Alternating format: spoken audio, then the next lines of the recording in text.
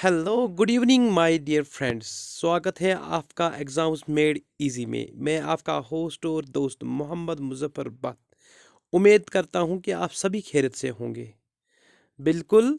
आज का जो लेक्चर में लाया हूं ट्रांसपोर्टेशन के बारे में, क्योंकि हमारे सिलेबस में एक टॉपिक ऐसा भी है जहां पर हमसे पूछा गया है कि प्लांट ट्रांसपोर्ट दिखाइए, ट्रांसपोर्टेशन इन द प्लांट्स। तो आज का जो जब टॉपिक रहने वाला है ये बिल्कुल ट्रांसपोर्टेशन के बारे में रहेगा। इसमें बहुत सारी चीज़ें सीखने को मिलेंगी और आपके एग्ज़ाम्स के लिए बहुत सारी प्रिपरेशन का मटेरियल रहेगा। इसलिए हमारे साथ बने रहें ताकि हम ये जो एग्ज़ाम आने वाले हैं इसको आहिस्ता आहिस्ता से क्लियर कर सकें। बाद में हम एमसीक्यूज़ भी लाएंगे, लेकिन आज जो हम पढ़ेंगे वो होगा लेक्चर ट्रांसपोर्टेशन। तो लेक्चर स्टार्ट करने से पहले आपसे मुजफ्फर सर गुजारिश करते हैं कि इस वीडियो को ज़्यादा से ज़्यादा लाइक करें और इस वीडियो को ज़्यादा से ज़्यादा शेयर करें। अगर अभी तक किसी ने सब्सक्राइब नहीं किया है तो जल्दी से सब्सक्राइब कीजिए। तो चलते हैं आज के लेक्चर पर। कोई भी डाउट हो, कोई भी क्वेरी हो तो कमेंट बॉक्स में जाके बहुत ही आसानी के साथ आप कमेंट कीजिए, हम उसका जवाब इंशाल्लाह देंगे। तो आज का जो टॉपिक है हमारा है ट्रांसपोर्टेशन। ट्रांसपोर्टेशन मीन्स यानी कि जो कुछ भी हमने अभी तक पढ़ा ह्यूमन न्यूट्रिशन में या रेस्पिरेशन में। आप देखिए ह्यूमन न्यूट्रिशन में हम देखते हैं कि कैसे हम खाना खाते हैं और ये खाना अंदर डाइजेस्ट होके फिर अब्जॉर्ब होता है, देन एसिमिलेशन के लिए जाता है, फिर हर किसी सेल में पहुंच जाता है और वहाँ पर इसकी रेस्पिरेशन होती है। और सेम इज़ द केस कि हर कोई ऑर्गेनिज्म जो दुनिया में ज़िंदा है उसको क्या चाहिए, उसको न्यूट्रिशन चाहिए। और वो न्यूट्रिशन कैसे क्या हासिल करता है, यानी कि रेगुलर न्यूट्रिशन से वो एनर्जी हासिल करता है और उस एनर्जी की वजह से उसकी बॉडी जो है प्रॉपरली फंक्शन करती है। और ये एनर्जी जो आती है वो कौन देता है, इसको न्यूट्रिएंट्स देते हैं। जो हमने कहा था आपको, ये जो न्यूट्रिएंट्स होते हैं, न्यूट्रिएंट्स असल में these are the components of food like carbohydrates, like proteins, like fats, vitamins, minerals, water, roughage, ये सब ही होते हैं nutrients. These are the components of food. और इनमें से बहुत सारे ऐसे फूड्स हैं जो आपको एनर्जी भी देते हैं, बॉडी बिल्डिंग फूड्स होते हैं, डिजीज प्रोटेक्टिंग फूड्स होते हैं। और ये न्यूट्रिएंट्स जो आपको देते हैं ये बॉडी में ट्रांसलोकेट करने चाहिए। अब ये डिफरेंट ऑर्गेनिजम्स कहाँ से लाते हैं और इसको ट्रांसलोकेट कैसे करते हैं। जैसे मिसाल के तौर पर हम देखते हैं कि जो न्यूट्रिएंट्स हम खाते हैं, न्यूट्रिएंट्स खाने के बाद इसकी डाइजेशन होती है और अनडाइजेस्टेड फूड जो होता है उसको बाहर निकाला जाता है। बाहर निकालने के बाद बॉडी अच्छी तरह से फंक्शन करती है। अगर ये किसी तरीके से बॉडी के अंदर ही रह गई, खुदा ना खास्ता अंदर ही रह गई, तो क्या हो सकता है, बॉडी को नुकसान हो सकता है।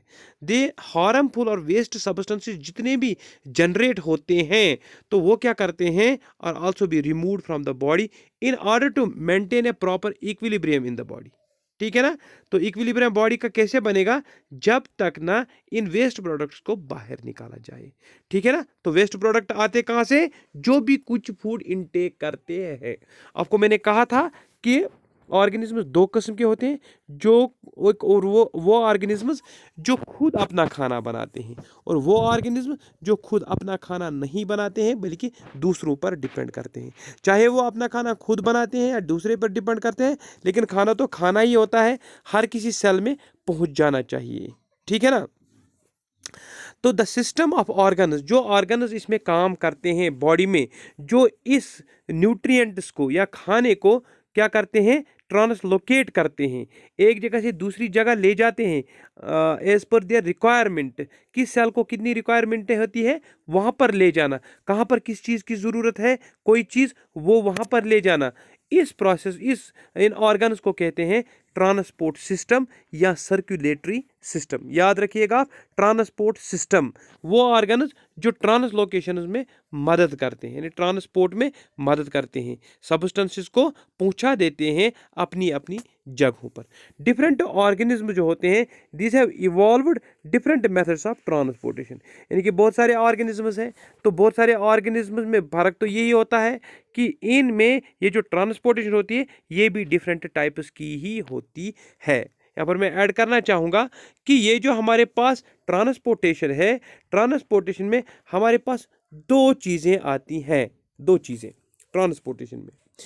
एक यानी कि movement of food molecules inside the body, ठीक है ना। एक को कहते हैं हम एक्टिव ट्रांसपोर्ट, एक्टिव ट्रांसपोर्ट। दूसरे को कहते हैं हम पैसिव ट्रांसपोर्ट। एक तो एक्टिव ट्रांसपोर्ट, दूसरा पैसिव ट्रांसपोर्ट। अब फर्क क्या है? एक्टिव ट्रांसपोर्ट वो होता है जो अगेंस्ट द कंसंट्रेशन ग्रेडियंट जाए और उसमें लगती है एनर्जी यानी एटीपी, कंजप्शन ऑफ एटीपी। जो ट्रांसपोर्ट होता है उसको बोलते हैं एक्टिव ट्रांसपोर्ट। समझ में बात आ रही है? एक्टिव ट्रांसपोर्ट वो होता है कि अगर बॉडी को कोई चीज़ चाहिए, बॉडी को कोई चीज़ चाहिए, वो ऑलरेडी बॉडी में मौजूद है, बाहर से मंगानी है, लेकिन बाहर से मतलब उसकी कंसंट्रेशन कम है, तो कम कम कंसंट्रेशन से उठाकर लेना हायर कंसंट्रेशन की तरफ, this is called as against the gradient, ठीक है ना, concentration gradient.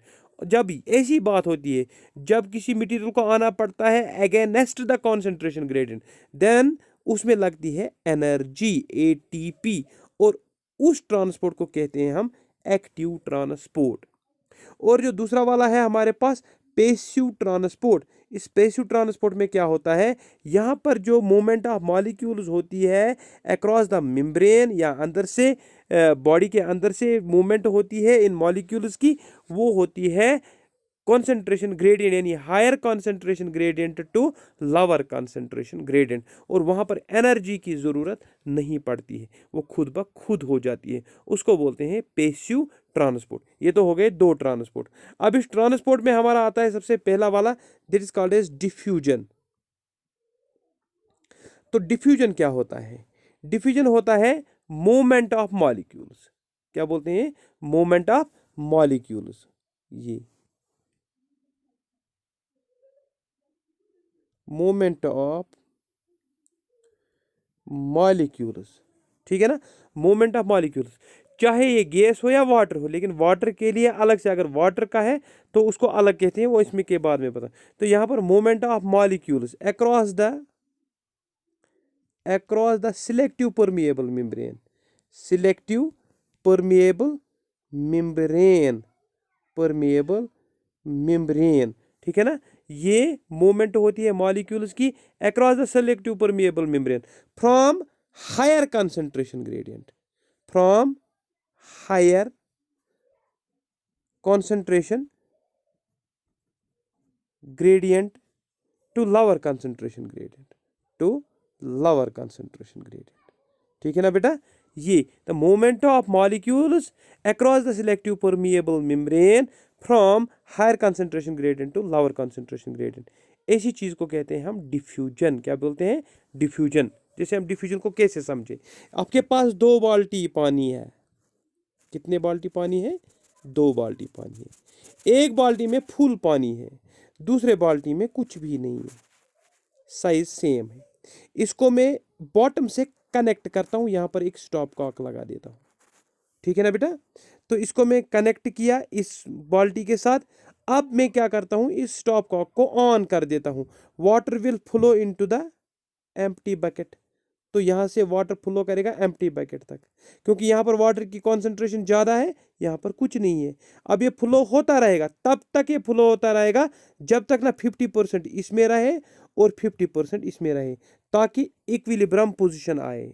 Water will flow till then it attains the equilibrium position, यानी कि सेम वाटर लेवल यहाँ पर होनी चाहिए, उतनी ही वाटर लेवल यहाँ पर होनी चाहिए। This is called as diffusion. इसको क्या कहेंगे?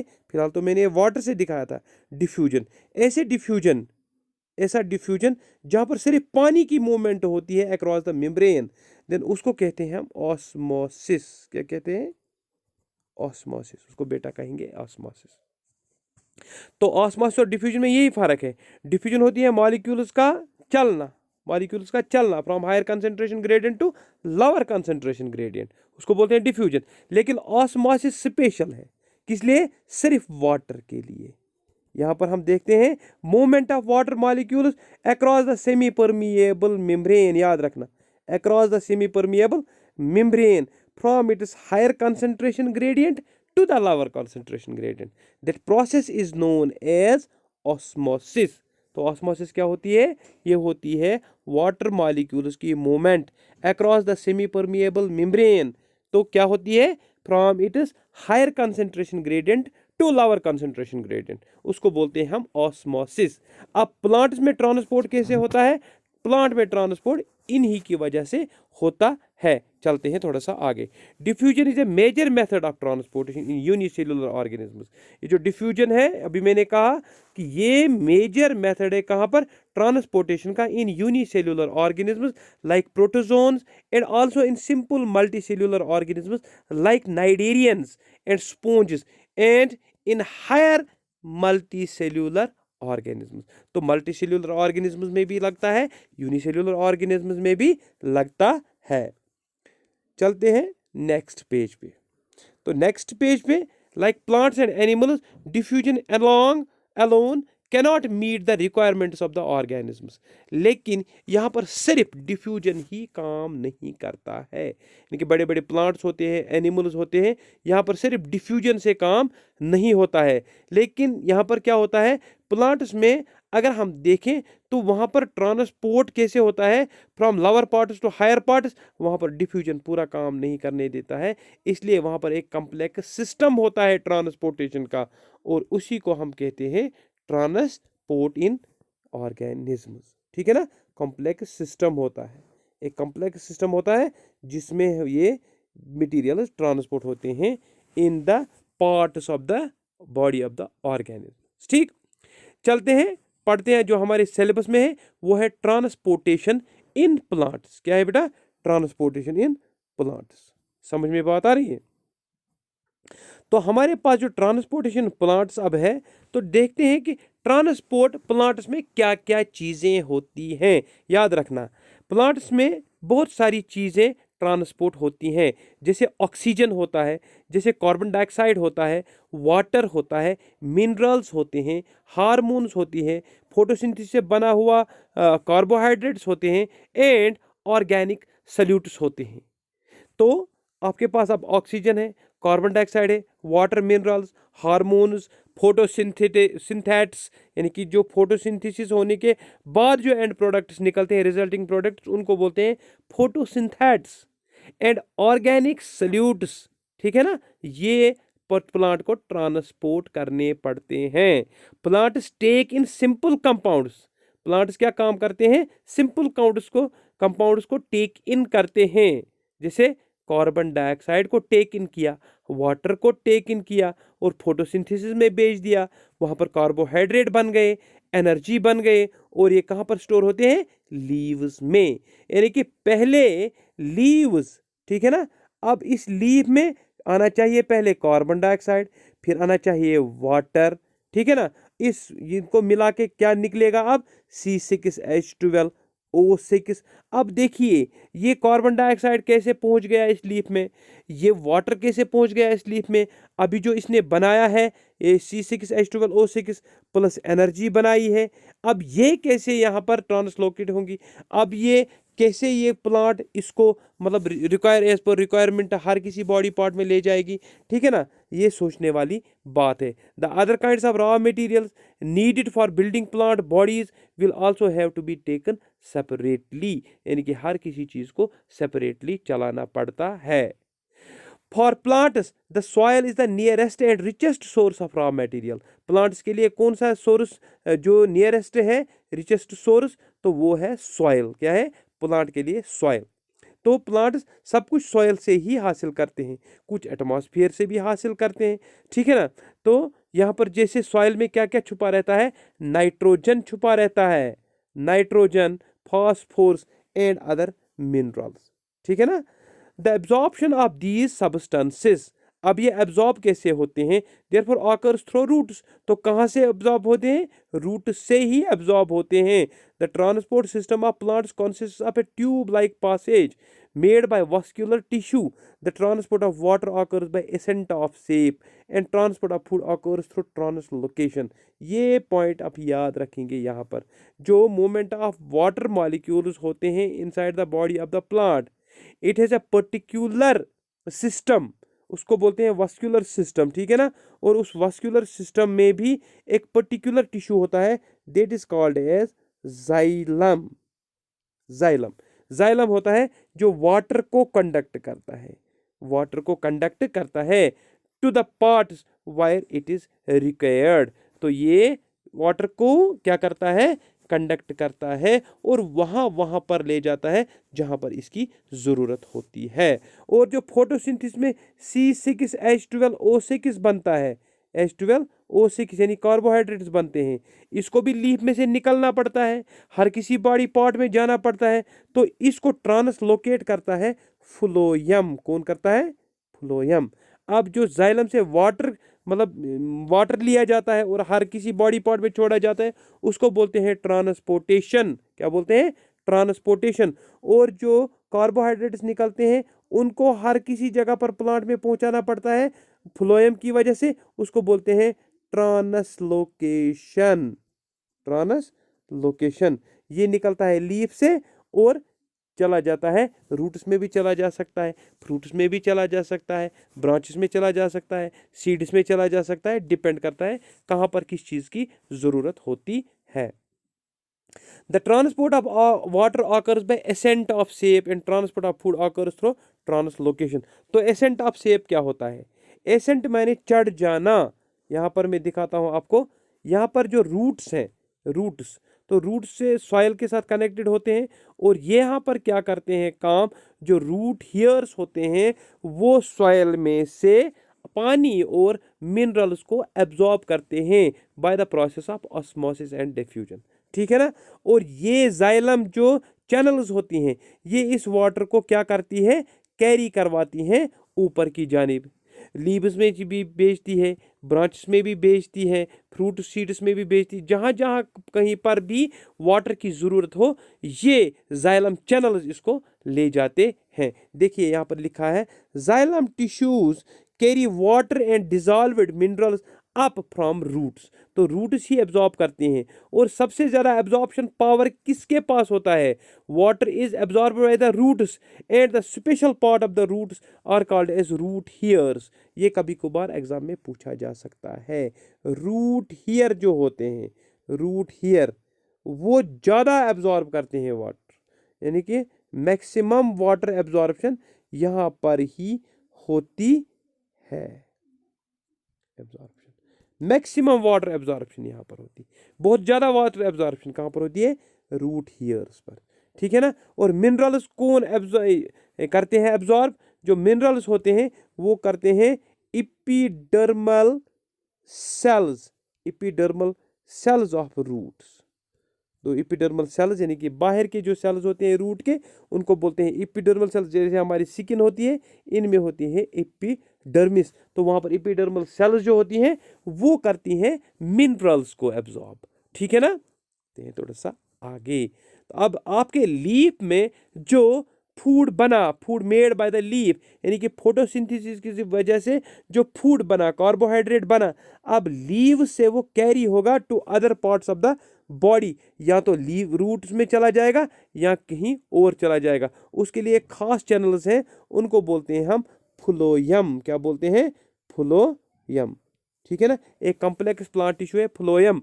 तो फ्लोयम का काम है ट्रांसलोकेशन करवाना, किस चीज़ का, जो भी फूड अंदर बनता है उसको हर किसी जगह पर ले जाना। ये भी पूछा जा सकता है, what is the function of the phloem in the plant, ठीक है ना। तो वहां पर फंक्शन है ट्रांसलोकेशन की, ठीक है ना।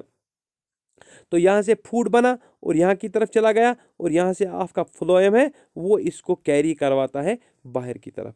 अब वाटर कहाँ से आता है, वाटर तो नीचे से सॉइल से आ गया, लेकिन ये कार्बन डाइऑक्साइड कहाँ से आता है, एटमॉस्फेयर से थ्रू स्टोमेटा, वो मैंने आपको ऑलरेडी पढ़ाया हुआ है। और यहाँ से जितना भी पानी ऊपर चला जाएगा 1% इस्तेमाल होगा, 99% इज लूज, ठीक है ना। और थ्रू स्टोमेटा उनको बोलते हैं ट्रांसपायरेशन। क्या बोलते हैं, ट्रांसपायरेशन। प्लांट ट्रांसपोर्ट सिस्टम जो होता है, प्लांट का ट्रांसपोर्ट सिस्टम जिसमें will move energy stores from leaves and raw materials from roots. तो इसमें जो ट्रांसपोर्ट सिस्टम होता है, इसमें एनर्जी स्टोर होती है from leaves and raw materials from food. तो जो एनर्जी लीव्स में होती है और रॉ मटेरियल कहाँ से आते हैं, रूट से। These two pathways are constructed in independently, यानी कि जो एनर्जी बनती है लीव्स में उसको ले जाना, और जो रूट से पानी एब्जॉर्ब हो जाता है उसको कहाँ ले जाना, उसको ऊपर ले जाना, जैसे एसेंट ऑफ सेप। ठीक है ना, बहुत अच्छी बात तरह समझे आप। ठीक है ना, तो इसके लिए दो पाथवेज है, कितनी बेटा, दो पाथवेज। ठीक है ना, दीज आर कंस्ट्रक्टेड एज, तो उसको कैसे हम कहते हैं, इंडिपेंडेंटली। ऐसे इसमें बनाई जाती हैं जिनका आपस में कोई कनेक्शन नहीं है। Organized conducting tubes, xylem and phloem. तो दो टाइप्स के टिश्यूज होते हैं, complex plant tissues that are xylem and phloem. Xylem का काम है सिर्फ वाटर को ट्रांसपोर्ट करना, सिर्फ वाटर को ट्रांसपोर्ट करना। अब जाइलम में क्या होता है, ये एक क्वेश्चन पूछा जा सकता है, what are the elements of xylem. Xylem के चार एलिमेंट्स होते हैं। एक को बोलते हैं वेसल्स, पहला वेसल्स, ये डेड होता है। ठीक है ना, दूसरा वाला उसको बोलते हैं हम ट्रकीड्स, ये भी डेड होता है। ठीक है ना, इसके बाद में होता है तीसरा वाला, उसको बोलते हैं जाइलम पैरेन्काइमा, जाइलम पैरेन्काइमा, ये होता है लिविंग। ठीक है ना, लास्ट में होता है जाइलम फाइबर्स, क्या बोलते हैं इसको, जाइलम फाइबर्स। समझ में बात आ रही, चार चीजें आ गई। एक तो वेसल्स, याद रखिएगा, वेसल्स, ट्रकीड्स, जाइलम पैरेन्काइमा और जाइलम फाइबर्स। ठीक है ना, मेरे साथ रिपीट किया, फिर से करिए मेरे साथ repeat. Xylem have four elements which can be asked in the examination. What are the four elements of the xylem? This is vessels, this is tracheids, this is xylem parenchyma and this is xylem fibers। चार होते हैं इसके elements, और इन elements में सिर्फ एक living होता है, वो है जाइलम पैरेन्काइमा। बाकी वेसल्स, ट्रकीड्स और फाइबर्स ये होते हैं डेड। तो यहाँ पर देखें आप, तो xylem is a vascular, vascular mean जिसके अंदर से बिल्कुल एक नेरो पाथ चली जाती है पाइप के जैसे, and complex tissue made of four types of cells. एक तो ट्रकीड्स, दूसरा ट्रैकिया, ट्रैकिया मीन्स वेसल्स। ठीक है ना, xylem parenchyma and xylem sclerenchyma, इसको बोलते हैं हम जाइलम फाइबर्स भी। among these only xylem parenchyma is living, याद रखिएगा, सिर्फ xylem parenchyma ही लिविंग होता है। Tracheids and vessels are dead cells with thick walls, इसमें बहुत थिक थिक वॉल्स होते हैं। ठीक है ना बेटा, ये तो हो गया ये वाला नंबर। नेक्स्ट में हम देखते हैं फाइबर्स जो होते हैं, क्या होते हैं बेटा, फाइबर्स। एक सेकंड,